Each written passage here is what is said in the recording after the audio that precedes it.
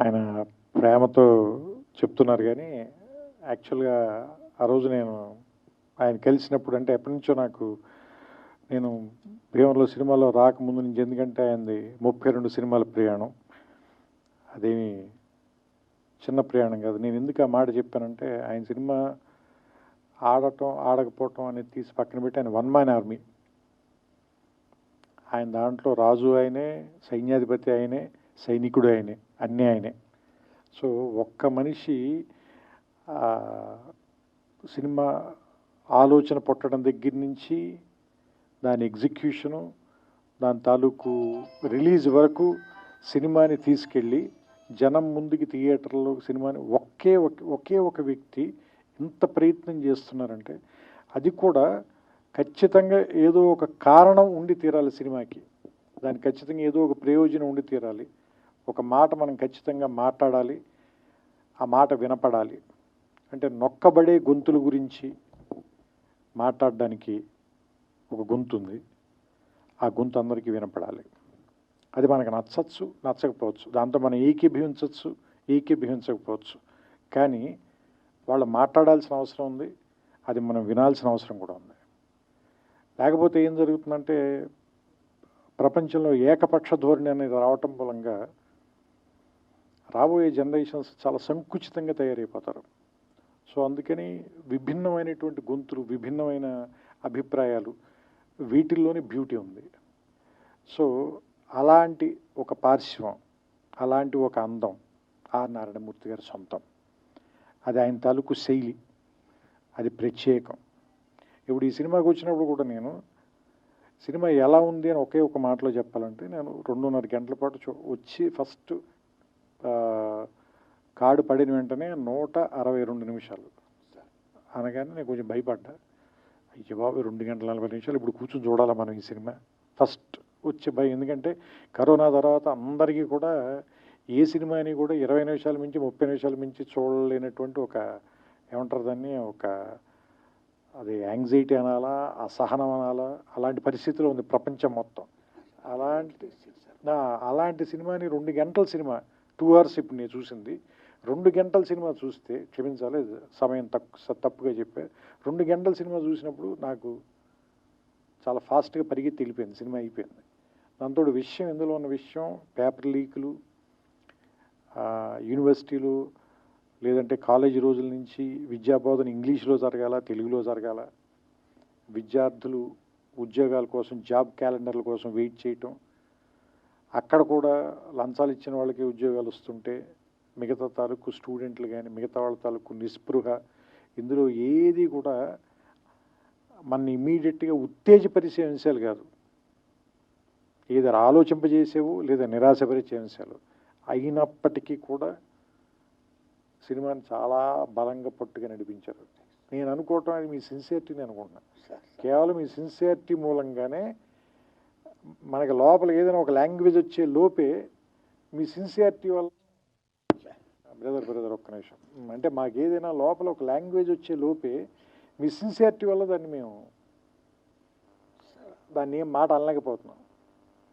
అంటే మిమ్మల్ని ఎందుకు గౌరవిస్తారు అంటే అందరం కూడా, మేమంతా కూడా ఎందుకు గౌరవిస్తాం, మేము కానీ పాత్రికేయులు కానీ మీడియా కానీ లేదంటే ప్రేక్షకులు కానీ ఎందుకు గౌరవిస్తారంటే, మీ అభిప్రాయం నచ్చో నచ్చకో రెండూ కాదు, మీరు అది చెప్పే తీరు, దాన్ని మీ అభిప్రాయాన్ని మీరు ముందుకు తీసుకెళ్ళటంలో మీకున్న నిబద్ధత, మీ సిన్సియారిటీ, దాన్ని మాత్రం ఎవ్వరు క్వశ్చన్ చేయలేరు.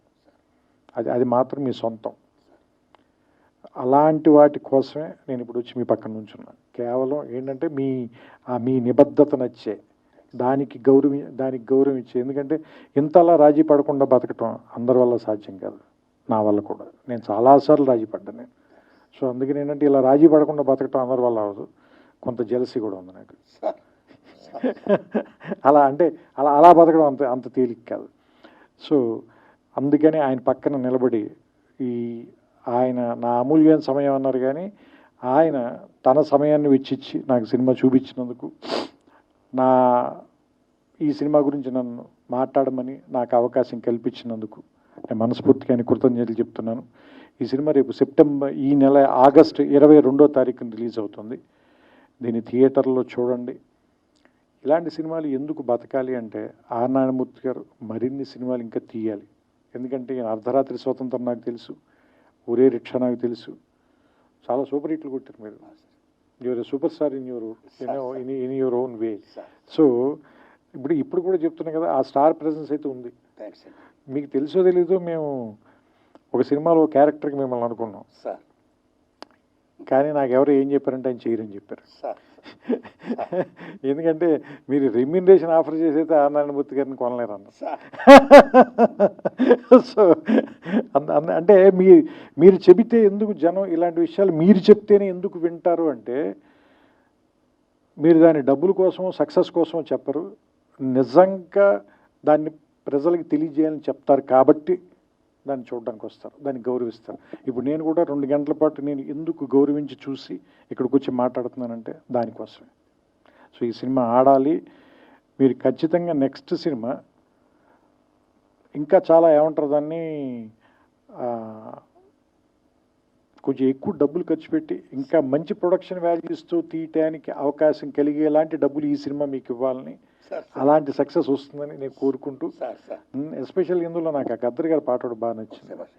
అది గద్దర్ గారు రాశారు, మీరు చెప్పిన తర్వాత నాకు ఇంకా ఆనందం వేసింది, ఎందుకంటే నాకు ఇష్టమైన రచయిత ఆయన. సో ఆయన పాట చాలా బాగుంది, ఆ పాట మాత్రం. సో నేను ఆ పాట మీరే పాడారేమో అనుకున్నాను, ఎందుకంటే వాయిస్ విని కొంచెం రాగా ఉంది వాయిస్ అయింది. సో అంటే ఆ పాత రికార్డింగ్ని వాడుకున్నట్టున్నారు మీరు, అందుకని that was a good song తాత ముత్తాతలు ఆ song. And I like the film అండి, నాకు నచ్చింది సినిమా. సో మీ అందరికి కూడా నచ్చుతుందని ఆశిస్తున్నాను. మరోసారి మా కోసం ఇంత రాత్రి సమయం వరకు వెయిట్ చేసిన పాత్రికేయులందరికీ కూడా నా కృతజ్ఞతలు చెప్పుకుంటూ, నాకు అవకాశం ఇచ్చిన నారాయణమూర్తి గారికి మనస్ఫూర్తిగా నా అభినందనలు. అండ్ ఈ సినిమా సక్సెస్ అవ్వాలని నేను ఆకాంక్షిస్తూ ఆయనకి నా శుభాకాంక్షలు తెలియజేస్తాను. అయ్యో మీరు అలా అనకూడదు. Thank you sir, thank you all, thank you అండి.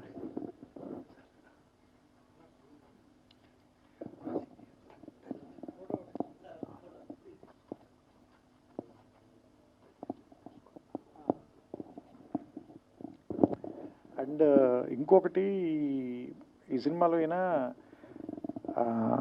ఐ కాంట్ బ్రీత్ అని 1-2 సందర్భాల్లో చెప్పారు. అంటే ఎందుకు అంటే ఉక్కిరి బిక్కిరిగా ఉంది. ఎవరికి ఉక్కిరి బిక్కిరిగా ఉంది అంటే, ఈ సినిమాలో చూస్తుంటే నాకు అనిపించింది, పిల్లల చదువుల కోసం, వాళ్ళ భవిష్యత్తు కోసం వీళ్ళ వర్తమానాన్ని తాకట్టు పెట్టిన తల్లిదండ్రులకి చాలా ఉక్కిరి బిక్కిరిగా ఉంది. ఇది దీని విష సంస్కృతి అనాలా, లేదంటే ఇది మనం దేని వెనకాల పరిగెడుతున్నాం? చదువు వల్ల వచ్చే సక్సెస్ వెనకాల, లేదా నిజంగా జ్ఞానం వెనకాల? జ్ఞానం వెనకాల పరిగెడుతుంటే ఇంత డబ్బులు విసిరేసి ఎందుకు పరిగెత్తాలి మనం? ఆ క్వశ్చన్ అయితే మాత్రం వచ్చింది సార్. సో అంటే యాక్చువల్గా జ్ఞానం మనకి ఆనందాన్ని ఇవ్వాలి. ఇంత నొప్పి ఎందుకు ఇస్తుంది, ఇంత బాధను ఎందుకు ఇస్తుంది, మన కన్న వాళ్ళకి ఇంత కష్టాన్ని ఎందుకు ఇస్తుంది? ఎందుకంటే నేను కూడా ఇంజనీరింగ్లో ర్యాంక్ వచ్చి, బట్ అది ప్రైవేట్ కాలేజీలో వచ్చింది నా ర్యాంక్, 3000 చిల్లర ఎంత ర్యాంక్ వచ్చింది. మా ఫాదర్కి మేము 4 పిల్లలం, ఆయన చదివించలేను అన్నాడు. సరే మరి ఆయన తేలిగ్గా చెప్పారో లేదా నేను తేలిగ్గా తీసుకున్నానో తెలియదు, కానీ దాన్ని పెద్ద పట్టించుకోకుండా నేను గ్రాడ్యుయేషన్ బీఎస్సీ చదువుకోరానంటే నేను బీఎస్సీ చదివేశాను. కానీ అంటే ఇప్పుడు వీళ్ళని చూస్తుంటే అప్పుడున్నంత తేలిగ్గా సమాజం ఎందుకు లేదు, ఇప్పుడు మనుషులు కూడా ఎందుకంత తేలిగ్గా ఎందుకు లేరు, ఎందుకంత సుఖంగా లేరు, ఎందుకంత బరువుగా ఉన్నారు అంటే మనం అంత ఒత్తిడి పెట్టేస్తున్నాం పిల్లల మీద. ఇందులో పెట్టారు చూసారా, నువ్వు అన్నం కలుపుకునే టైంలో పుస్తకం చదివితే బెటర్ కదా అని చెప్పి మదరు, ముద్ద తిను, నువ్వు చదువుకో, అన్నం మాత్రం నేను కలిపి పెడతాను, అంత ఒత్తిడి ఎందుకు పెట్టేస్తున్నారు పిల్లల మీద? అంటే వాళ్ళ భవిష్యత్తు గురించి వీళ్ళు ఎందుకు వీళ్ళ వర్తమానాన్ని తాకట్టు పెట్టేస్తున్నారు? ఆ పాయింట్ ఒకటి బాగా నచ్చింది నాకు ఈ సినిమా, అదొకటి చెప్పాలనిపించింది, అందుకని మళ్ళీ తీసుకున్నాను. Thank you.